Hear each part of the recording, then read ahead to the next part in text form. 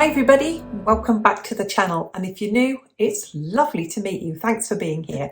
I'm Jane and my husband Mike does everything behind the camera. We're British, early retirees, we have no debt and we've paid off the mortgage, and we live a thrifty, frugal and money-saving life here in Ord in the Occitanie region of the south of France. And every Wednesday we invite you in for a midweek money chat. Quite frequently, I would say almost once a week, I get asked by somebody somewhere, whether it's on our Instagram page or it's in a frugal forum on maybe Facebook somewhere, or it's here as a direct question, is, do we ever get fed up with living frugally?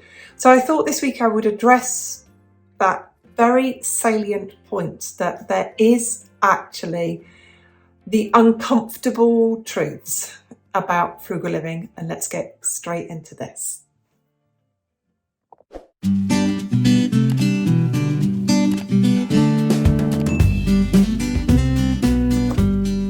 Okay, so as frugal people, we don't use debt, we don't use credit cards, we don't borrow anything, which means the uncomfortable truth is we can only have what we can afford. And that means going without until we can afford it.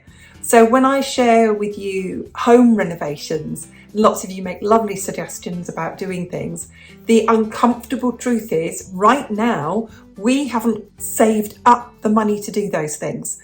And we will have to wait until we have saved that money. And until then, we just have to go without.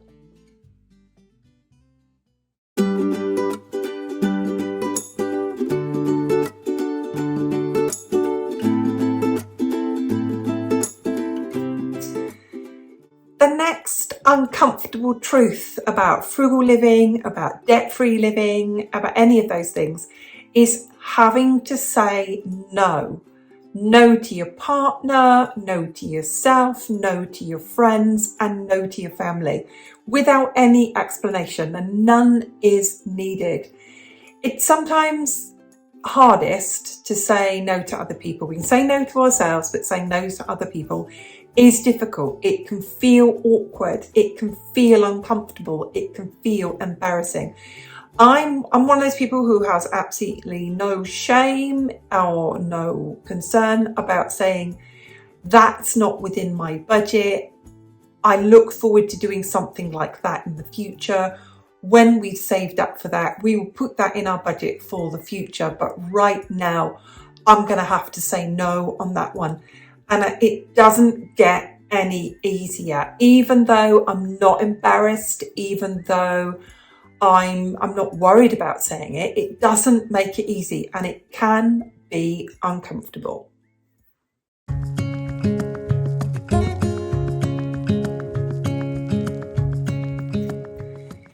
The next one is the obvious one, that's that we do get absolutely fed up of that bleeping budget. It defines our life. It defines what we can do right now, today, what we can buy this month within our budget. It's there all the time. It doesn't go away. I know I tell people to check your budget, to, track your spending, but it's ingrained in us frugal people. We know it's there. It's not something that we forget. It is something that we do all the time. It is an uncomfortable truth about being a frugal person. You've got a budget, you've got to stick to it. And I know, don't you? When you're going into the supermarket, you know the limitations of your budget. You know that all of the time, and you're having to put money aside all the time for stocking up your pantry or buying a few things when they're on a deal. But that's about the limit of the flexibility of your budget. You know that if you just want a whiz round a charity shop, a flea market, anything like that, You've got to plan that in advance. That's not just something that you can do there and then. At the beginning of the month, even if you've got some discretionary budget, you've got to think ahead. Well, what do we have to buy this month? We've come to the conclusion this month that we cannot absolutely live with our bathroom light anymore. It just doesn't give enough light. You can't even see what you're washing in there. You just can't see what you're doing. And now we have that uncomfortable part of that bleeping budget of where in this bleeping budget is this money going to come from? Because we really need that light.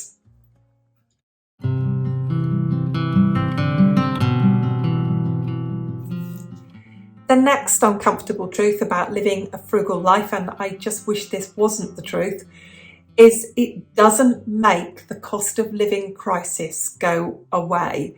The fact that we live frugally and we budget for everything and we save for everything we want and we save for everything we need doesn't mean to say that we're any ahead of the curve than all the people who are just spending mindlessly.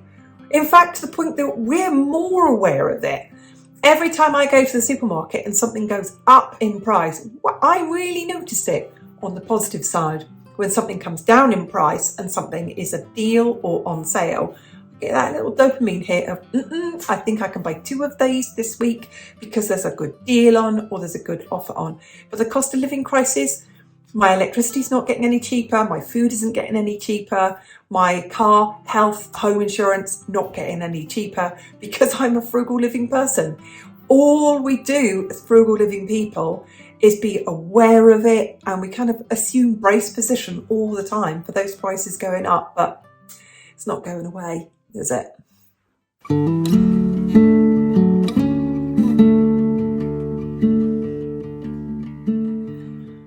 I think this is a bit sexist to say this, but I feel this personally, so maybe it's me or maybe it's other women, I don't know, but I'm speaking from the heart here, is that I do, or maybe we frugal women of our age, I don't know, or frugal women of all age, we do feel guilty when we want nice things.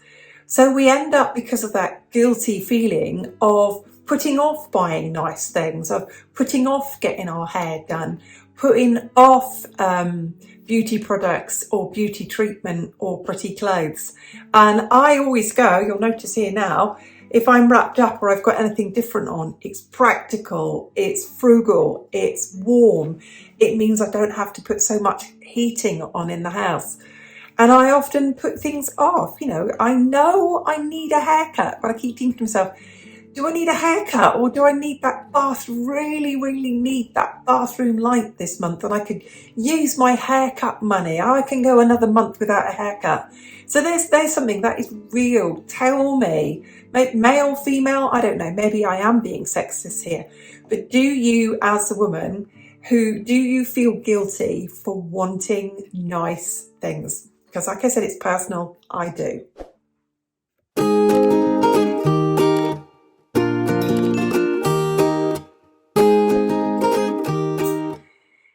The next one is kind of the uncomfortable truth about frugal living, and also how I totally acknowledge my privilege that I can do this.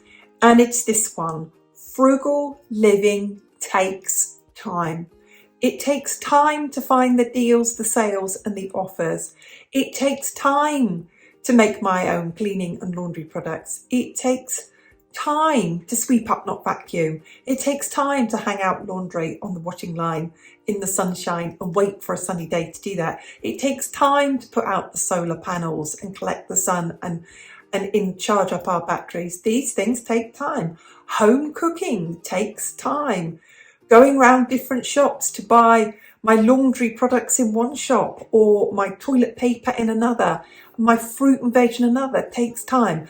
And it is not lost on me that I, as a early retiree or as a retiree or a woman who works from home, has the privilege of doing that. But nonetheless, it takes time.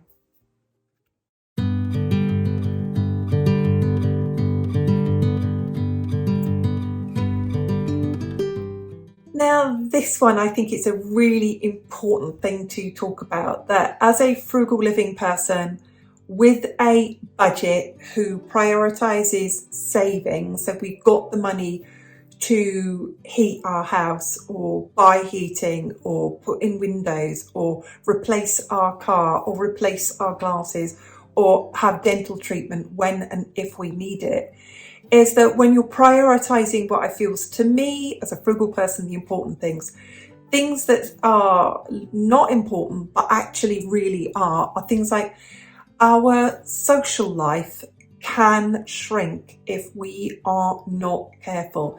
Now, we make a point of doing things that we can afford to do. We go to French classes. We are part of an association, a local charitable organisation that organises community activities, and we go to community events as and when we can. I'm part of a craft group that I go to once a week. It costs me €4 a week, and I make sure I prioritise that. I'm part of a fundraising group called Twilight Dog, so I make a point of that. But if you're not really careful as a frugal couple, as a frugal family living on a budget, your social life can shrink. I've made a really good friend locally through this channel who watches us, who's reached out to us here. And that person said to us, "Oh, you wouldn't like it that I go out for coffees most days." I went, "No, if that's part of your frugality and that is part of your budget and that is what's important to you, that is a very important thing to have in your budget. But if you're not careful and you count every penny and you don't budget for some kind of social life, your social life can shrink."